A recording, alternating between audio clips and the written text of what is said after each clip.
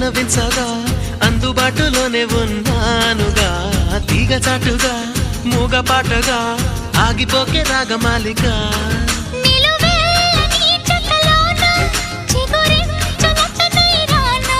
కొనగోటి కొంటె నానా